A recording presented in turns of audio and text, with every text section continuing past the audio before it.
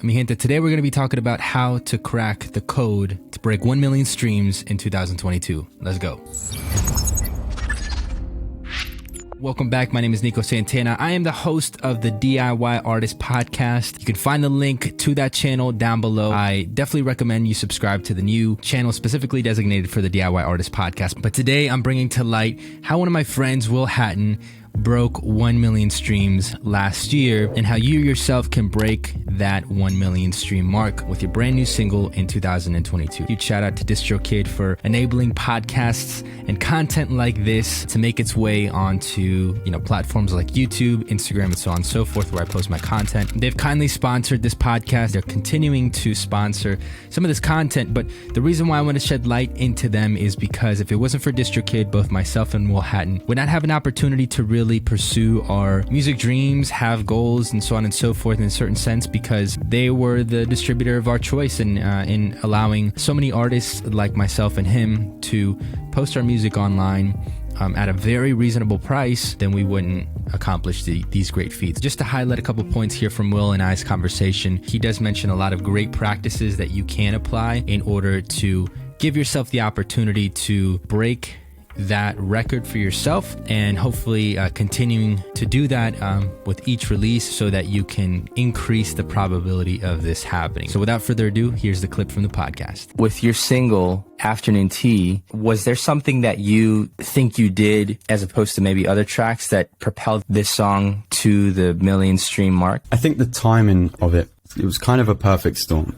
And obviously looking back in retrospect, because I don't think I was totally armed with the knowledge at the time, and I knew exactly, which step that I was going to take. Like it was a game of chess. I created a song in the pandemic with somebody like yourself that became a friend online.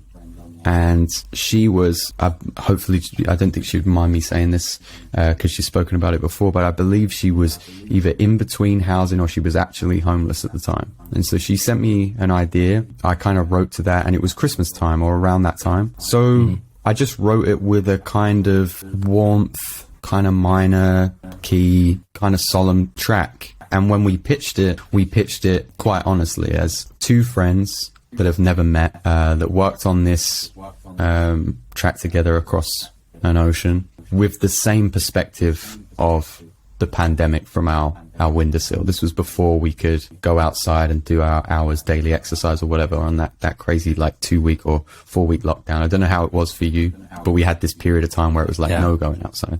We pitched it on Spotify for Artists that way with that paragraph. I knocked up some artwork super, super quick. And then I think it kind of kicked in when it got to maybe 250,000, 500,000, something like that, where I was like, this is different to other songs that I've put out. But it was interesting. Let me pause you right there. Sure. When you pitched it to Spotify for Artists, did you guys land a editorial playlist? Is that what happened?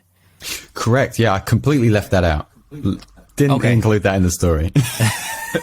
Hugely beneficial. Yeah. So I think the song, we pitched it to Spotify for Artists, I want to say 2 months before the release of the song, which is obviously huge. Crucial. Maybe it's not obvious to some of the listeners, but as far out as you can do it to your release date, the better. So I was this speaks on how I viewed myself as an artist. A lot of my other material, I finished it, I was excited about it, I put it out the next day. I hopped onto DistroKid, another pro of DistroKid, just being able to put your music out when you want to, even if it's, the next day a lot of times. But it's not super beneficial in terms of a business mindset. So forward thinking, I'm working with somebody else that is in arguably, a worse position than me, but with the very same dream of doing music. And I was like, cool, let's sit on this and we'll put it out in a couple of months. And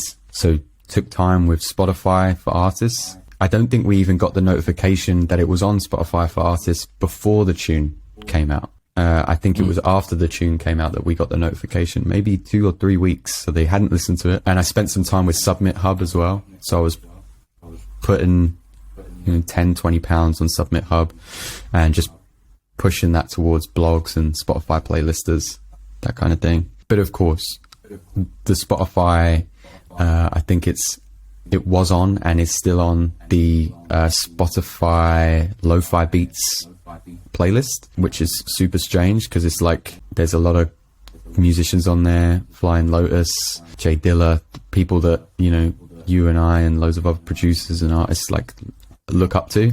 And then there's this kid from Southend-on-Sea just in there with his mate. That's awesome. But yeah, it hit Spotify, it hit the curated playlist, and that definitely helped springboard it into the numbers that it's at today. What has that done for your journey? I think as much as I wouldn't like to admit it, it's brought me into a new circle. I think people have paid attention to that number. It's not something that I like to keep tabs on. It's not how I choose my collaborators or my friends or things like that. On a more real level, on a lower level, not a lower level, but more emotional level, you know, people, when it hit 1 million, and I gave it a little share, people started reaching out, people from my past, maybe we went to school together, maybe we worked together back in the day, you know, hey, oh, I noticed that you're doing good with music. Yeah, are you still, yeah, cool, yeah.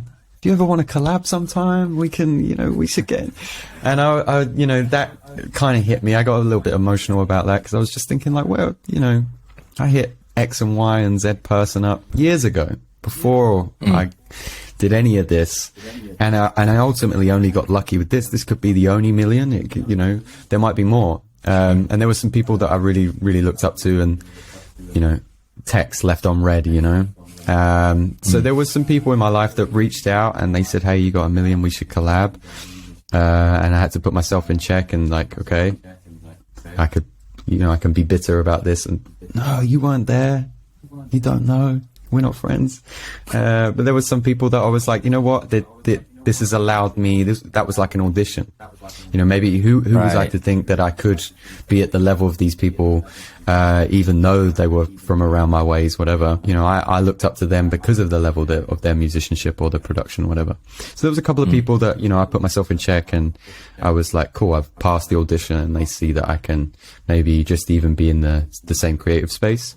And then I think things have changed a little bit, not loads, but for opportunities moving forward. 1 million is a very, for lack of a better word, like a malleable number that I can use as leverage when speaking to other brands. Something that I do often is stream on Reddit, and I do that twice a week. And I think in the early days it was like 4,000 people, which I was gassed about. I was just like super taken aback that 4,000 people would sit down across an hour and listen to my music. And then as I passed 1 million streams, more and more people were paying attention to the live streams of like, who's this artist? And he's on everything right now. He's doing Instagram, Reddit, he's doing the Spotify thing. I am putting out tracks like monthly. So now the Reddit streams have become 1 million every week. There's 1 million people that tune in for an hour, which is insane. Like, it's a lot of pressure as well, which I obviously try to suppress that pressure a little bit and try not to think about it, because it's like, it becomes like a why me thing, and I'm just making music. I'm making the same beats that I was making before 1 million. But yeah, those couple of things have changed. The pressure of creating, and can I hold that audience? That's changed a little bit. Thanks for watching till the end. I appreciate it. Again, if you want to see the full episode, go ahead and click on the link above. Subscribe to the channel, the DIY Artist Podcast channel, as we are launching season 2 this month. Lord willing, on Friday will be the first episode of season 2 with my good friend Ivan Calderon. We'll be talking about some best practices in terms of monetizing your content, ways that a producer starting in 2022 can essentially launch their career online, and other things like mental health and just clarity and personal development that can enable you to be a better producer, artist, so on and so forth, in the realm of the music business. If you're new to my channel, go ahead and subscribe. I try to post every single week here. Follow me on Instagram and become part of the Patreon community, patreon.com/nicosantana. I have a DIY artist community that is slowly building up there. I do have mentorship tiers so that if you have any questions directly for me, you can go ahead and sign up to that tier and get that one-on-one mentorship. So again, thanks for watching, guys. Give it a like and share it with a friend who can find this beneficial for their artist or music journey as well. Much love. Peace.